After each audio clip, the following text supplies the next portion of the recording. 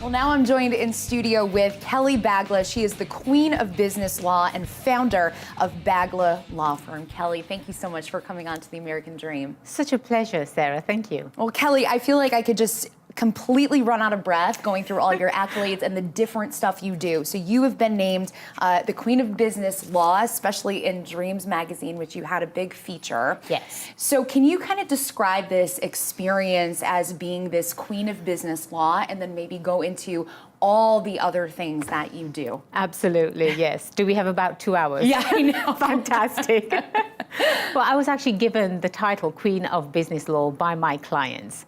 My passion has always been law. Ever since I was 5 years old, I knew I wanted to be an attorney. Don't ask me what an attorney was at that age, but all I knew, I wanted to be an attorney. I'm actually the first attorney in my family.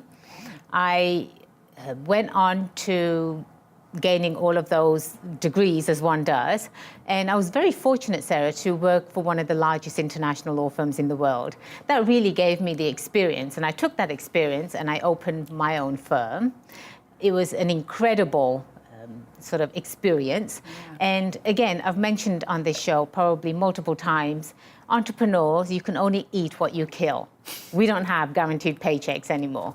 And so I wanted to make it as simple and easy as possible for my clients to learn the ins and outs of law, because clearly they haven't gone to law school. Right. Right.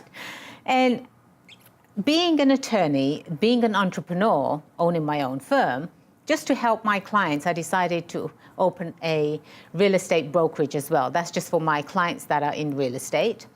But it didn't stop there, Sarah. Okay.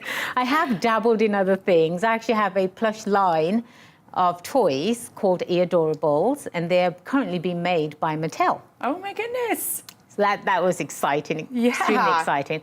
And the one thing that I'm working on now, so I suppose you could call me a serial entrepreneur. Yeah, I think that'd be appropriate. Is my second company, which is called Go Legal Yourself. I have a book based on the ins and outs of law that an entrepreneur should really know, with the startup phase, the growth phase, the established phase, and then obviously the exit phase where they would like to sell the business.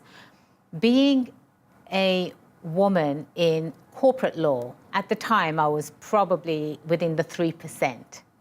I have always been a go-getter, Sarah. Anything that I've wanted, I don't think anything has ever stopped me. I've just got up and gone for it. And in fact, if I may share this too, about 5 years ago, I decided to compete in a bodybuilding competition. All right. And after my third competition, I won. Congrats. Thank you. I won the figure, I won the physique, and I have my professional card now. But that was the very first time I ever wore a bikini on stage, and it was in front of hundreds. So again, if there's something that you want, you have to get up and go for it. And there is a slight competitive bone in me, if you will say. Yeah. And I think women, especially in today's generation, there's nothing stopping them, nothing. In fact, I am helping military spouses create businesses so they can actually stand on the same playing level as anyone else, as civilian business owners.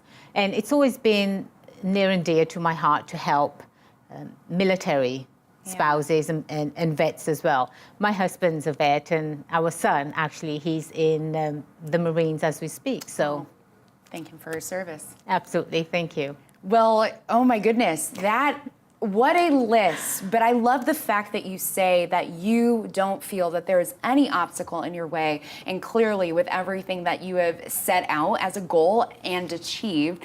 So I love the fact that you even did the bodybuilding competition and won. You said after the third time. After the third time. So perseverance, never giving up, being able to create all the various businesses and entities that you have. Mm-hmm. What do you think that really shows young women who maybe want to grow up to be you, or just a little piece of you, Kelly?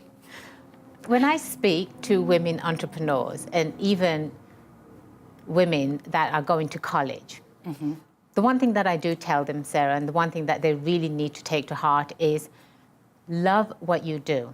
If you don't love what you do, you're not going to make it to the next step. Have passion about what you're going to do. And keep one thing in mind, if you know what you want, nothing can stop you. I'm an example of that. Yes, you are. Born and raised in England, right? Came over to the great States and actually got my license to practice in one of the hardest states in America, California. And people dream about just passing the bar exam here, Sarah, and hopefully getting a job somewhere else. I've also been quoted by saying, why work for someone else when you can work for yourself? Well, Right. I think you've hit the nail on your head. You have done that completely for yourself, and passion you absolutely have. So, Kelly, thank you so much for coming on to the show again. Always a pleasure. Thank you, Sarah. Thank you for doing this segment. Absolutely. And that's Kelly Bagla, the queen of business law and the founder of Bagla Law Firm. Stick around. We'll be right back.